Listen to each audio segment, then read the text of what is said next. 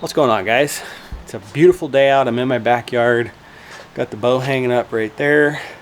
It's also preseason right now, so preseason stuff is top of mind right now, like tinkering with gear, shooting the bow a lot, just trying to get as dialed as possible on all fronts.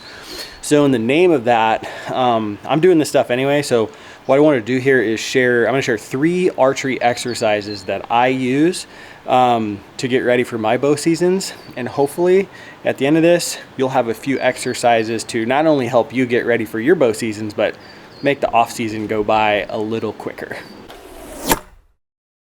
What's going on, guys? My name is Josh Kirchner. Welcome back to the Dialed In Hunter YouTube channel, and thanks for tuning in to the video. Little pre-warning here. Sorry about the dog in the back. He's just doing his job at my neighbor's house. Hopefully he doesn't make too much noise. So let's try to keep this as short and sweet as possible. First exercise I call keeping it in the lines. All right, you can use this exercise for accuracy and precision, testing both elevation and windage. All right, you can also use this to actually sight in your bow, and then after the fact to keep testing your sight in of your bow. Okay, so what I got set up down here is vertical lines and horizontal lines. All right, so I'll shoot a vertical line first, and what you're trying to do here is just make sure you keep it in the vertical line. Like, in order to be accurate with a bow, you got to be able to be repeatable. Okay, and I think small inconsistencies are harder to see when you're shooting at a giant dot. So doing stuff like this really caters more to precision. The vertical line is going to test for left-right inconsistencies, and the horizontal line is going to test for elevation inconsistencies. Just a really great way to get super dialed, get your bow super dialed, and get you super dialed.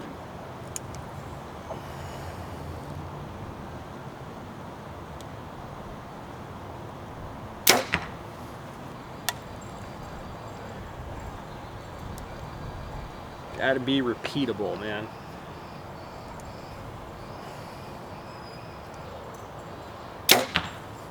Do one more here.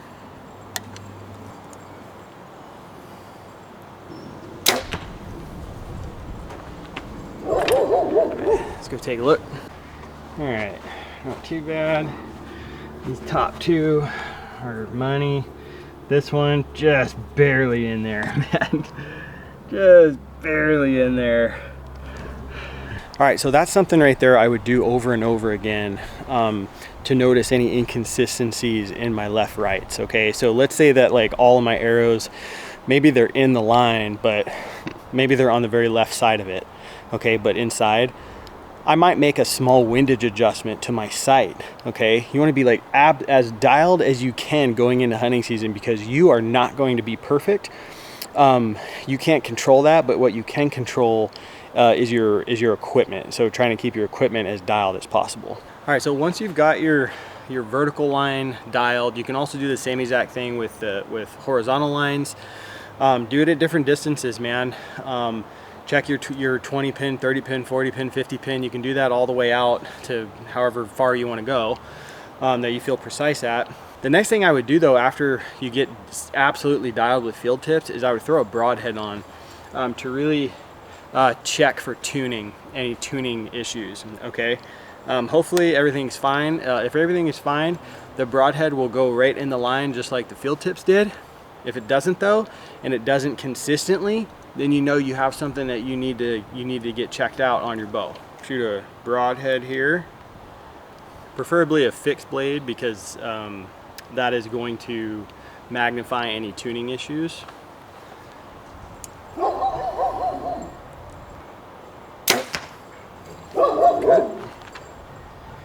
And what I really like to do after this is follow it up with a field tip. And if you do that, you work in that line, that line is really going to be able to show you any inconsistencies that exist. And you can really test to see if it keeps happening over and over again. All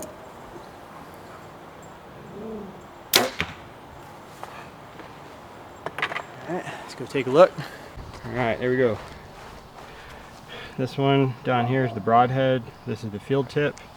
And if you look straight down, they are right on top of one another. field tip, broadhead. In order to up the ante with any of this, whether it's elevation or windage, you can do things like increase the distance to move farther back. That'll make it harder. You could also use a thinner piece of tape to give a more precise line to hit. That'll make it harder. And then doing it at low light also makes it much harder. The next thing I like to personally play with a little bit is my timing of shot execution. Timing might be a bad way to say it because then it feels like you're on a clock, okay?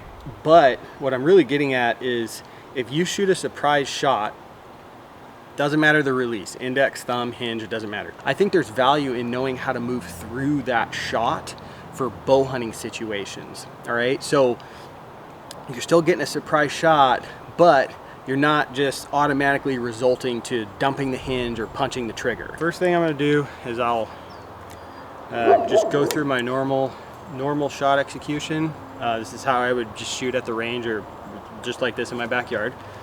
Show you what that looks like time-wise.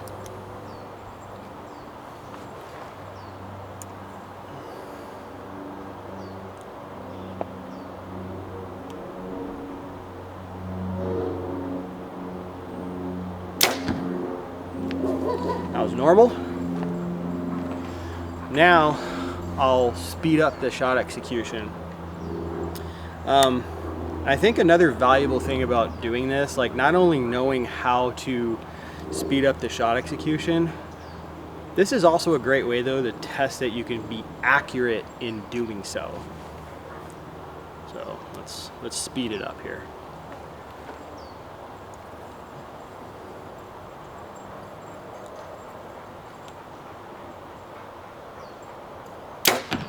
So in a perfect world, obviously, like you'd have all the time in the world to pull off the perfect shot possible on every animal, but that's just not reality. And sometimes you only have a short window. So I really think that doing things like that and practicing moving through your shot quicker without compromising your shot execution is super valuable. Number 3, the next thing I really like to practice is called the slow draw. All right, I guarantee it, man, if I go to the archery range, I'm gonna see probably half of the people there taking their bows and they go, and they make this like real big giant movement. If that's just what you do and you're comfortable with doing that, I guess that's okay. If you feel like you have to do that though, I think you should probably look at your draw weight and you might be overbowed. I really prefer to do what I'm about to show you for hunting situations because sometimes an animal's looking at you, okay? Like I said, in a perfect world, you know, you'd have all the time in the world and get to pull off the perfect shot, but sometimes the animal's looking at you and things are less than perfect. So you're gonna have to draw your bow without being detected. All right, so what I like to do for that, man, is it's just real simple. You just want to point your bow at what you want to aim at. Okay, hello. You want to point your bow at what you want to aim at and keep it there and just pull back nice and slow and put it right in there. This exercise right here could literally be the difference in you actually getting an arrow in an animal and that animal busting you and you never getting a shot. Okay, so I really think that there's value in trying to do stuff like this, man. Just knock your arrow, point it at the target, not up here, don't go up here, point it at the target, okay, and pull back nice and slow.